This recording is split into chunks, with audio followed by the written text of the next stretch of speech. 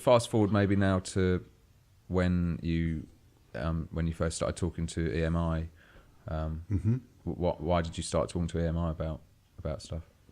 Well, first of all, I'd had a long relationship with EMI in France as a licensee. They were our French. They were pretty much the only. It was Virgin actually, it wasn't EMI, but Virgin then became part of EMI. But they were the only major we really worked with anywhere in the world. And there's a guy there who I'd known from the very early days, Emmanuel de Bertel, who ran EMI Virgin France and then ended up being the head of Europe. And we knew each other really well and we were kind of friendly. And there came a point in Mute's history where things were not going that well, which kind of coincided with Britpop really, because Mute was definitely not a Britpop label. No. And I'm not blaming it on Britpop, but there's a few things. But you know, there were no artists really that I liked, that I really wanted to sign that much at the time.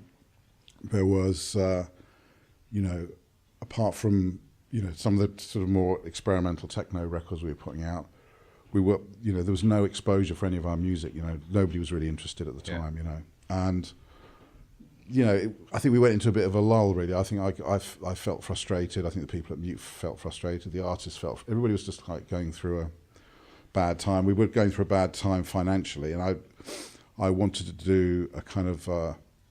I thought of doing a worldwide distribution deals to just get a bit of. I wasn't thinking of selling the label at the time, but so things weren't going that well, and I was thinking about doing a worldwide distribution deal with somebody. I didn't really know who I was going to do it with, and people knew I wasn't in a very strong position, so I wasn't getting a lot of interest or not very good offers or whatever. And then just kind of at the very last moment, Play, the album by Moby, took off, and turned things around completely. I mean, it ended up selling 10 million records around the world. And obviously it put us in a really different position, you know, in terms of the perception. I think a lot of people at the time thought maybe Mute was kind of over, really, to be honest, because we weren't really joining in with what was going on in the, the indie music scene at all, you know. So, and we weren't, you know. But then the Moby record really took off, and it put us in a really good position. And I thought, well, maybe this is a good time to look at a new relationship. And I just sort of, in my head, made a list of things that I thought needed to happen to make that work. And I went to Emmanuel with it, and he basically, it was quite a long negotiation, but in the end they pretty much agreed with all your demands. Yeah, I mean, they weren't demands really. Just like, this is just limo. No, it was more about how we would work with them in terms of autonomy and who would decide on, just a kind of more like a creative thing, and how we would work together. You know, it wasn't about extravagant marble floored offices or anything. No. Yeah. So, do you remember when Moby first played you that record? Yeah, well, it didn't quite work like that. I mean, with Moby, I was quite closely involved with sort of him on an A&R front. So he didn't play me as such. He'd made a different record actually. He did a record called Animal Rights before that, which was a punk rock record really. Right. Which, you know, everybody, it didn't go down at all well with anybody. And he was at a pretty low point, I suppose, in that sense in his career. And he was starting to the way Moby works, he works on a lot of material at the same time, you know, and out of 50, 60, more than that, so more like 150 songs, which he might be working on at the same time, an idea will form for the album. And so it wasn't really going that great, and he was doing some sort of songs which were good, but not, you know. And then he played me Honey, which ended up being the first single. And that was the first time he'd used sampled vocals. Yeah. Was on that track, and I thought this is amazing, and all the people, you know, his manager and the people around him, his mates, all said this is brilliant. And so he kind of took that theme and made Play really. Yeah. And kicked off a whole new genre. Yeah. In itself. Yeah, exactly. And every single tune was on an advert, and that's what he says. I'm not sure if that's true, but right. you know, that's what everybody. That's become kind of folklore. Yeah. Whether it's true or not, I don't know, but yeah, there was definitely a lot of synchronization. I mean, it was one of the first.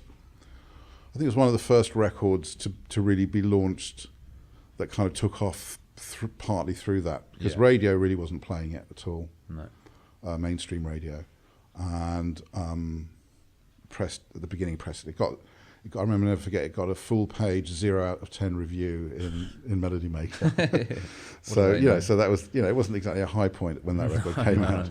And it took a long time to break, really. Yeah. So you spent 6 years in bed, so to speak, with EMI.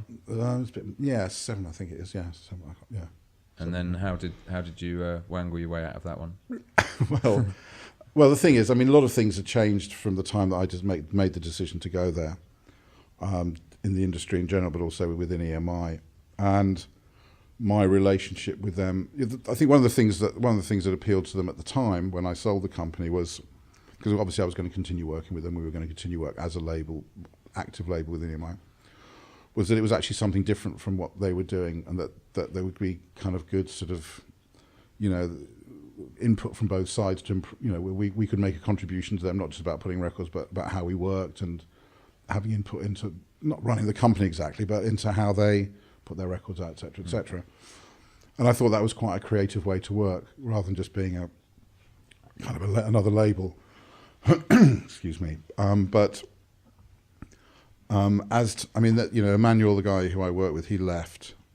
Then new people came in, and then the company got sold, and there was so many changes going on, and the site, they lost sight, or they didn't really know what we were doing there really, and so we were kind of being more and more absorbed into the mainstream of EMI and being just another EMI label, which is really not what I wanted to do, and it wasn't really what was right for our artists or any. So I mean, I didn't have a bad relationship with EMI. It was just that the way the structure was changing wasn't working for us, and they saw that as well.